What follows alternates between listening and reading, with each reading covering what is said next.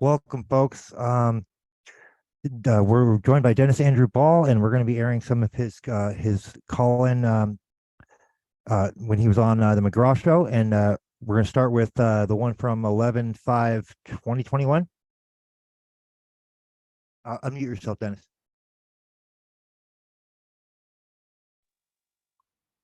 Correct. Awesome. Let me bring up my screen.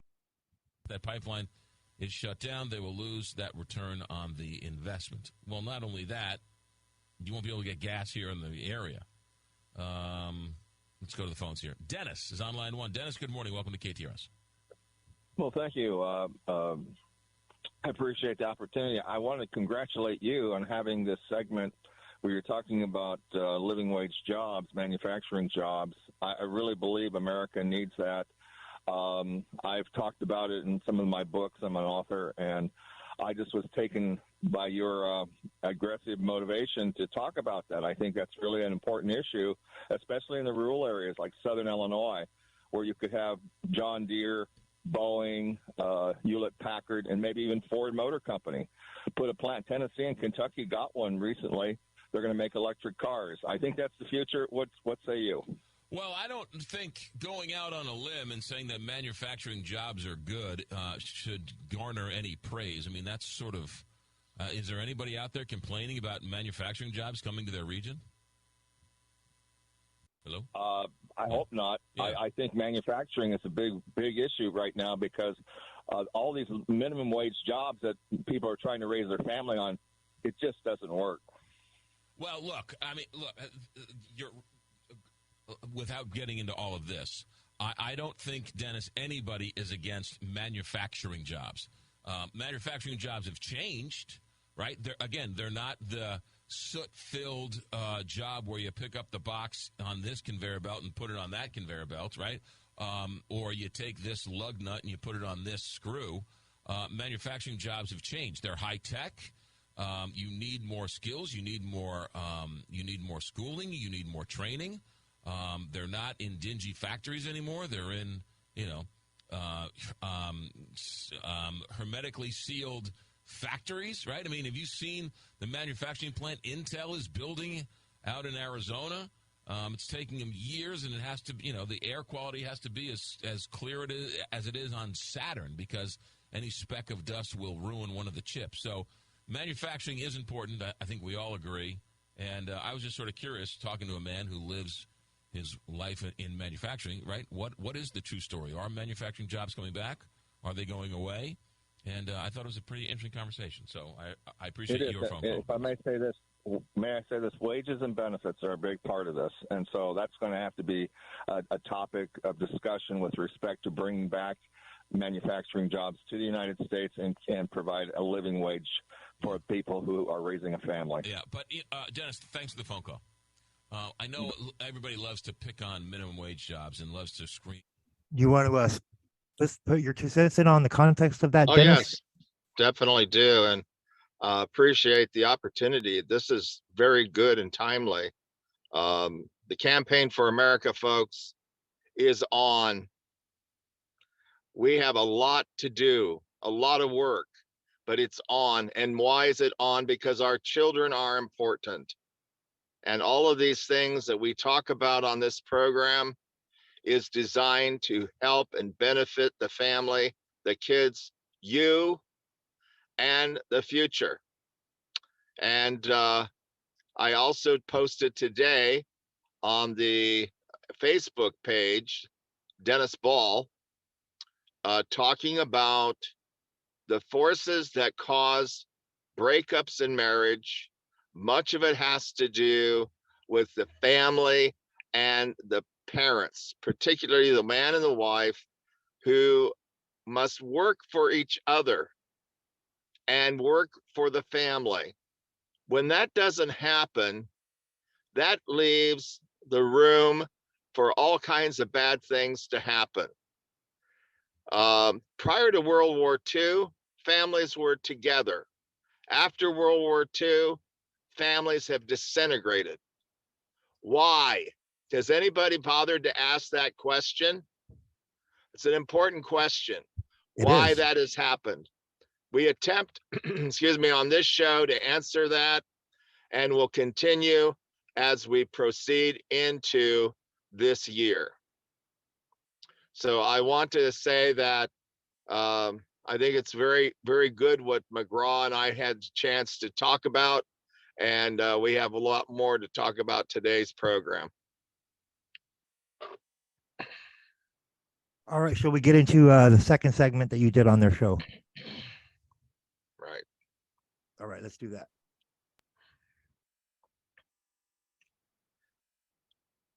This one is dated January 31st of 2023. This last month, just about 15 days ago, folks. Morning. You're the Big 550 KTRS. Yes, sir. Thank you, McGraw. I believe you folks are sitting on a gold mine. I'm calling you from Marion, Illinois, down here in southern Illinois. Okay. In 2016, the AOA, the American Party of America, was going to have its convention at the convention site there at the Dome. But because of the Rams moving out, it caused all kinds of problems for us. But the realities are you folks are in the middle of the country. Do you know how valuable that is? You have a terrific opportunity to market the Dome and St. Louis with the Arch, the gateway to the West. We will have our convention at your Dome. Hello? Yes, I'm sorry, and it will be great. How many people are coming in? How many people are coming in? I'd say the AOA will have at least 5,000 people. And what's the group? What do you do? The American Party of America, sponsored by the American National Committee. We are the Americans, just like the Republicans and Democrats and Libertarians and everybody else in between. We are the Americans. Why? We are family first. If you're not working for your family, who are you fighting for? If you're not fighting for your family, who are you working for? All right. What is it? Mantra, I want to research your group. What is it now again? The American Party of America, the American National Committee. You can go to the AOA-ANC.org, and you will check the website out. We have our marketing structured right for the candidates. We want candidates in office that will change the culture back to the family unit, make it number one. When are you having your convention? As soon as the Dome is ready to go. Oh, so it might be another year or two.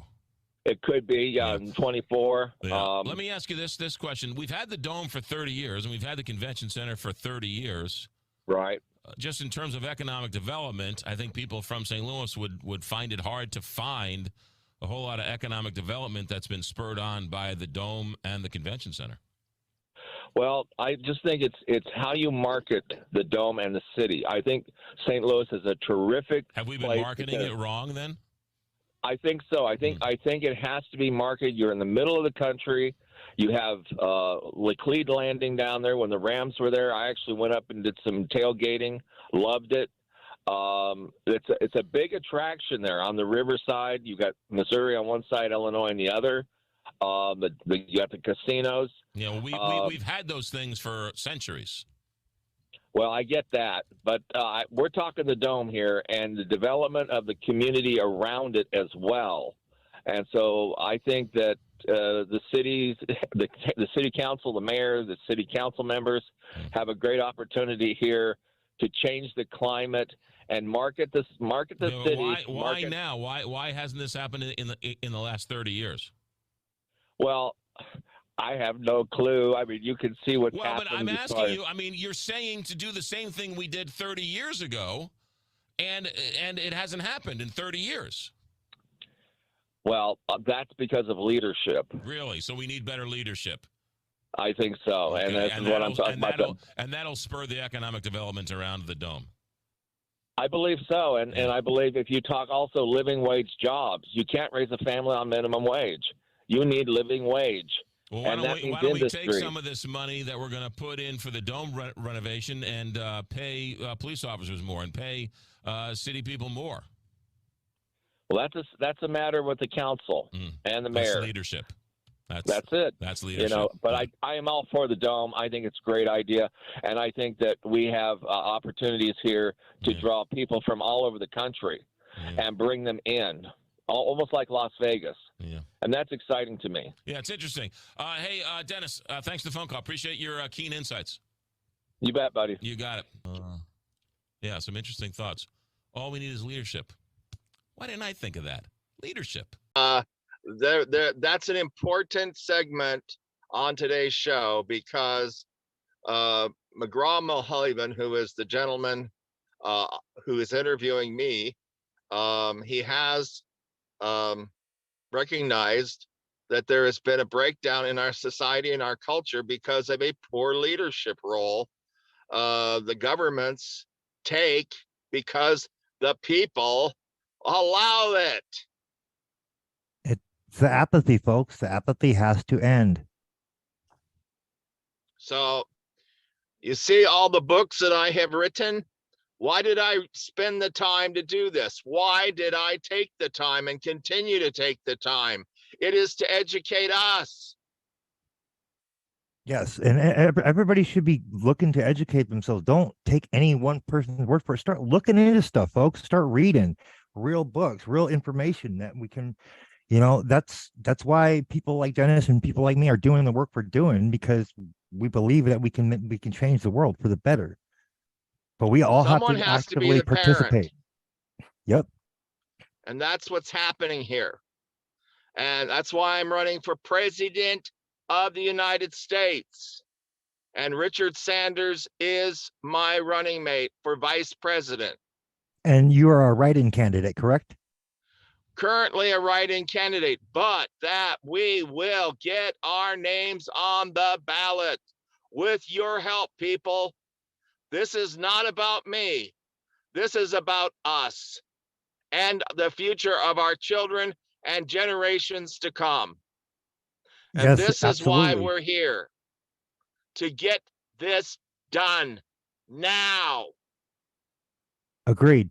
100%. We need to get this done. I mean, if we don't stand up and start taking a leadership role and fighting back and by any means possible, which is what we're kind of trying to do right now, then we don't have a chance. So we all need to do our part and start taking an active role in making that change, folks. Be the change you want to see in the world. Exactly, Stephen. I want to say too, folks, you're looking at my van on Super Bowl Sunday. I spent the time to redo it with brand new banners. Stephen has put some of that at the beginning of the prologue to introduce the Campaign for America to you.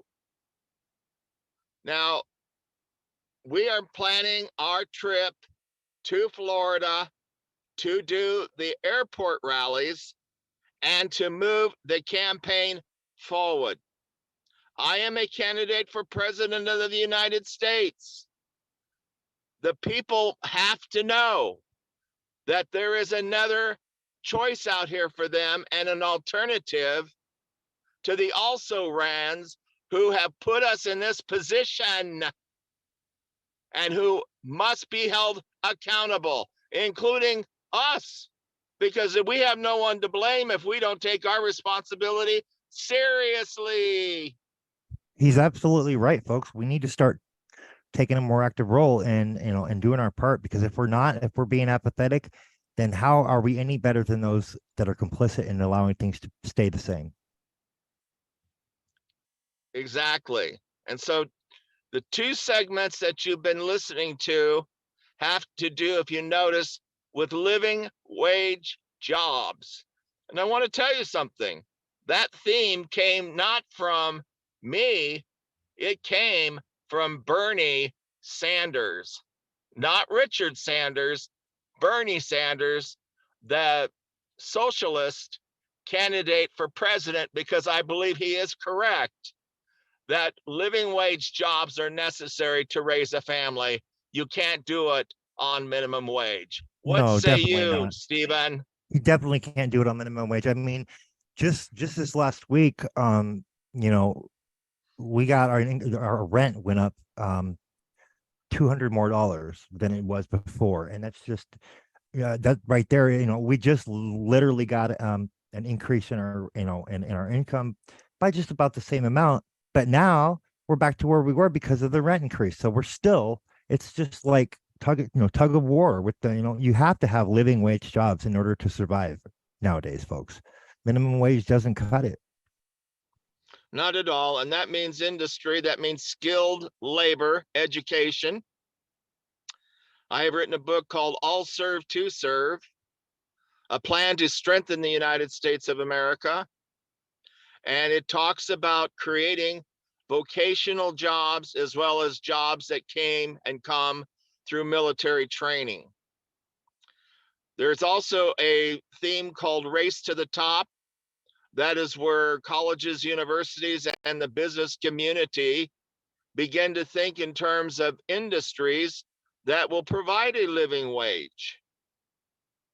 Precision industries usually are what these people are thinking about, and including artificial intelligence. I have another book called Living in the Surveillance State in the United States. I am very concerned about AI, yet AI does have a chance to create living wage jobs as well as different manufacturing products that actually can help us. Robotics, though, is a problem for me because robots, depending upon how they want to manufacture them, could actually become a pretty bad detriment to our people, to the extent where they could actually discard the human beings, and that's what they're That, supposed to do. yeah, no, absolutely. And I think one of the ways that we can kind of like keep the human element in the loop is by having AI perform very specific tasks specifically for certain situations, but not everything. We don't want it automated completely because that's a whole Pandora's box. And you're this is coming from me, a tech guy by trade, folks. So I'm in the IT field, so everybody needs to understand the context. If I'm saying it, there's a reason. And I think we do need to. I mean, I think there's potential for AI to have a positive impact if it's used correctly. But unchecked, of course, we're going to have, there's always the potential for things to go awry. So I think we need to keep that human element in the loop and maybe limit it to certain specific scenarios and tasks. Precisely. I think right now, of everything going on in the air over Canada, Alaska, over the Atlantic Ocean off of the coast of Carolina, and the Chinese. What is your take on all this, all these supposed UFOs that they're trying to claim? Like, look how they're pushing it. Oh, UFO shot down. What do you think's going on? Do you think they're distracting us from the criminality that's been exposed with certain individuals in power, or do you think it's all a distraction, or what do you think's going on with that? Well, I think it is somewhat of a distraction, and also it reminds me of Project Blue Book when they were trying to debunk stories with regard to extraterrestrials. Who knows? I mean, they do. They're in it. They're controlling the levers of the narrative. But Yep. I don't trust any of them because they have shown in the past they are not trustworthy. And rightly so. We need to question everything. That's the whole premise of what the free society is based upon: asking questions, asking the hard questions. And we need to. Asking questions is not unpatriotic. Asking questions is the definition of science. It is the definition of open debate and discussion, folks. So the antithesis to that is censorship, which is exactly what we don't want and we don't need. It's literally been responsible for many, many deaths these last several years.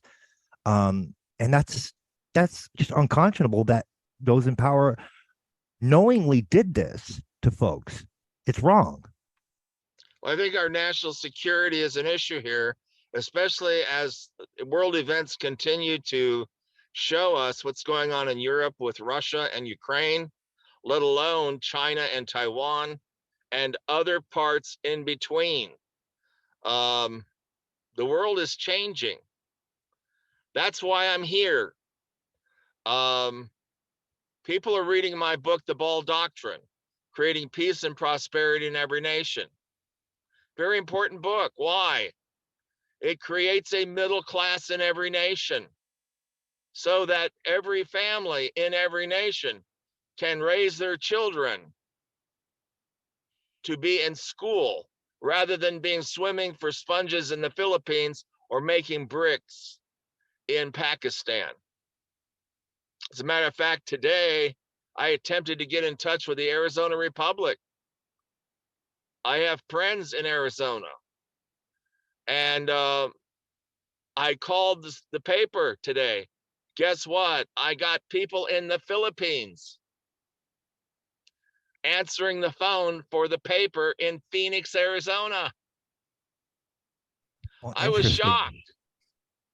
That is I had interesting. never experienced that with that paper before because I lived in Phoenix for over 10 years.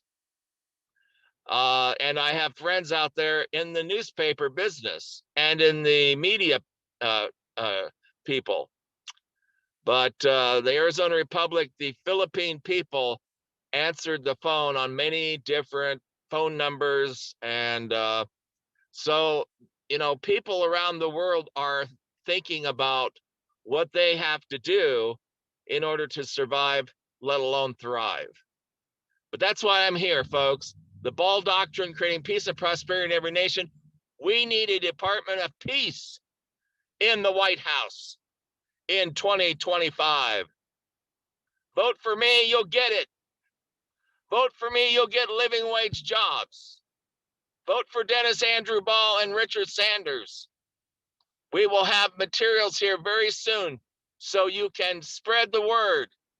We have the right stuff. Okay, Stephen, let us proceed on with our next segment. Sounds good. All right, cool. Let me bring it up here and then we'll screen share and then play it.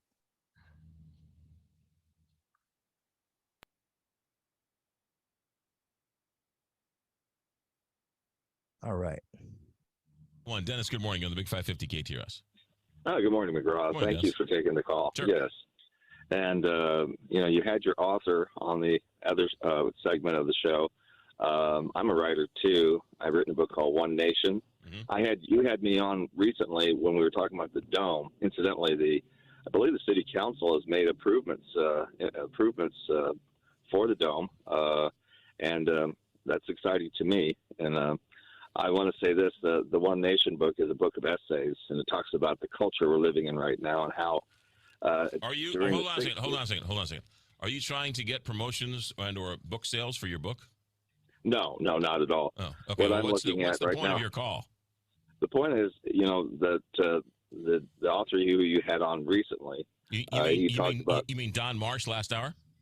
Yes. Okay. And I thought it was really good the way he was expressing himself in terms of how to communicate his thoughts without being put into legal jeopardy with other people that he's had experiences with. What I've done here is basically to the extent where in 1963, President Kennedy had pretty much delineated what the country was at that time, and I've compared it to what it is today. And since his death, you can see America has declined so much, and that concerns me a lot. So this is the reason for the call. The reason for your call is because America has gone down over the last number of years? It has. And if you go in, and you said you were possibly check out the website at aoaanc.org, you will see the history there. And the book titles, I have over 62 book titles on Amazon.com, similar to the gentleman. You know what's interesting about that, Dennis, is that when I was a kid, people said America was in decline. And now we look back on those times as the good old days. How old are you? 56. Going to be 56 this week, actually. I'm 71, and they were saying it then, too. Yeah, so maybe it's a bunch of hyperbole. I mean, we have problems. I'm not going to deny that. We have problems, but America is still the greatest country in the world. Oh, you bet. You bet. And the family structure right now is under assault, incidentally. The family structure has been under assault for generations, but we're still the greatest country in the world. By its own government, though. Yeah. What do you mean? Well, I'm talking about Child Protective Services, the Department of Child and Family Services, going in and stealing children from parents. You mean like taking children away from the immigrants at the border? No, we're talking about actual American families. We're talking about child trafficking, foster care. Yeah. The sheriff showing up at the doors of families, taking their children for whatever reasons. Again, Dennis, I agree with you that the children have been under assault for generations. I mean, look at Penn State, look at the Catholic Church, look at the Baptists, look at the gymnastics teams in Michigan State, look at the wrestlers in Ohio State. Look, I mean, the list. Look at the Boy Scouts. I mean, you don't have to look very far to see how we have failed our children, not just today, but over the last 200 years, we've failed our children.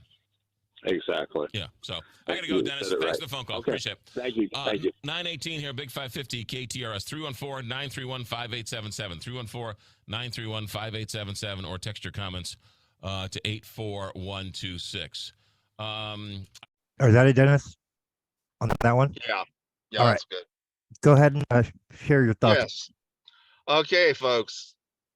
Do you know that is probably one of the very first radio broadcasts in this country talking about Child Protective Services, Department of Children and Family Services in the country? That is pathetic, but it is true, in my opinion. It's my opinion.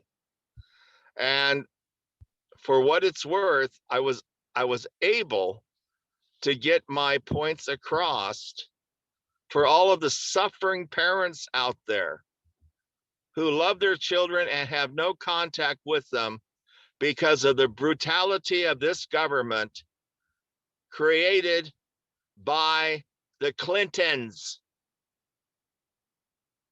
And I have no reservation in talking about them because that's why I'm in politics. And I want them to know it because they have done so much harm and damage to our people, period.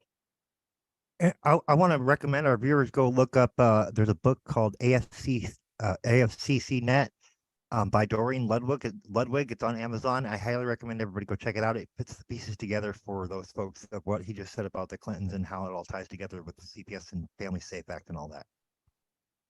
Exactly. And it's really despicable and appalling to me what America has become because of the Clintons and other people like them. The moral compass of our nation has changed. At one time, back in the 1800s, they would consider child theft equal to horse theft. And you know what that would earn you? One right between the eyes. Yeah, it was considered, it was death sentence, wasn't it, back then, in those days? Oh, yeah. Horse stealing was equivalent to death. Or even cattle stealing, livestock, anything breathing, including children, vulnerable adults as well. What these police officers are doing to some of our senior citizens, especially senior ladies, women, is despicable.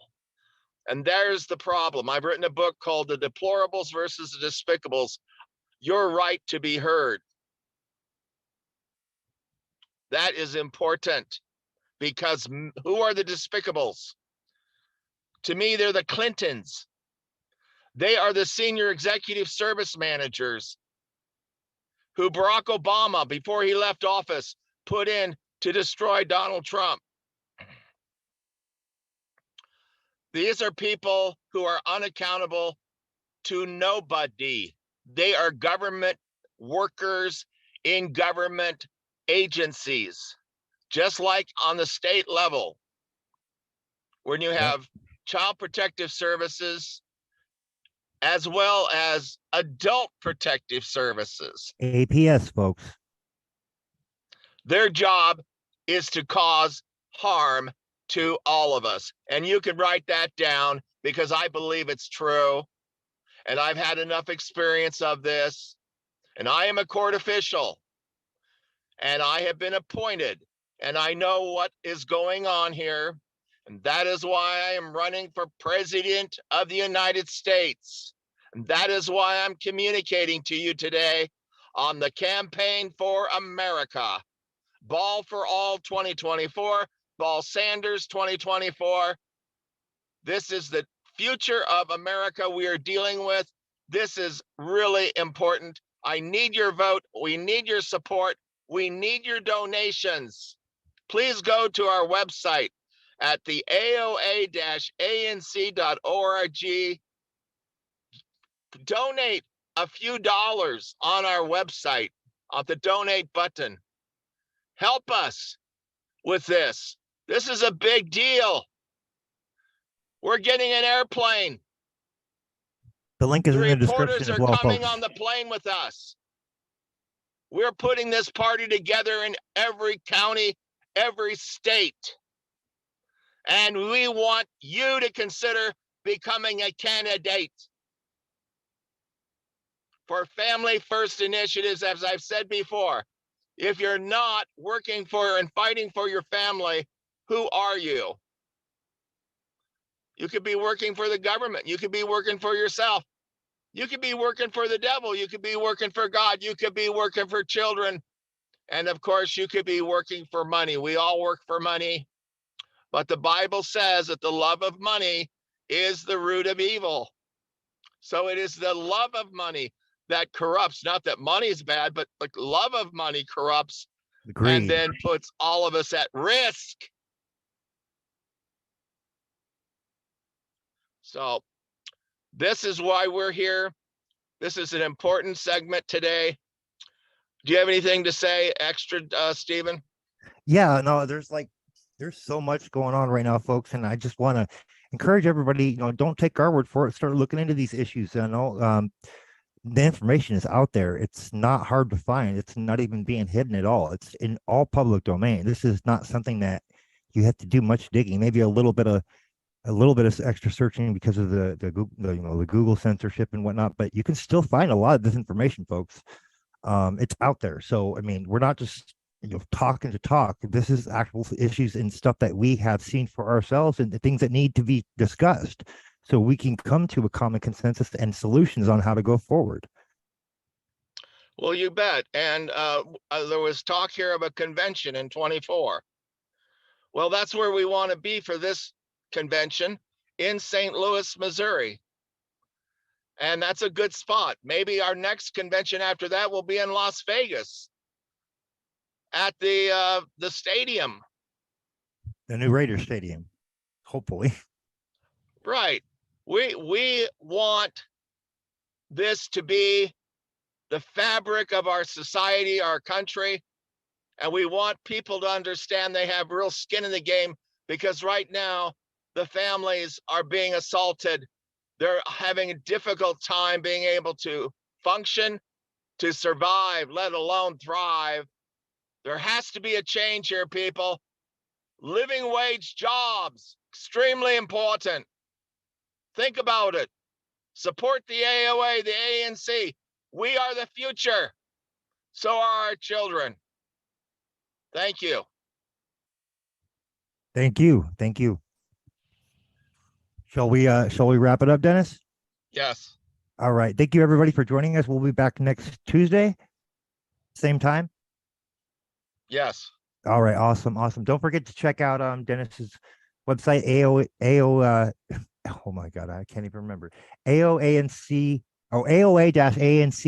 I'm sorry. There we go. It's in the description, folks. We can get it there, and then we're gonna play our outro, and then we'll wrap it up. Thank you, everybody, for joining us. We appreciate all your support, and until next Tuesday, we'll see you.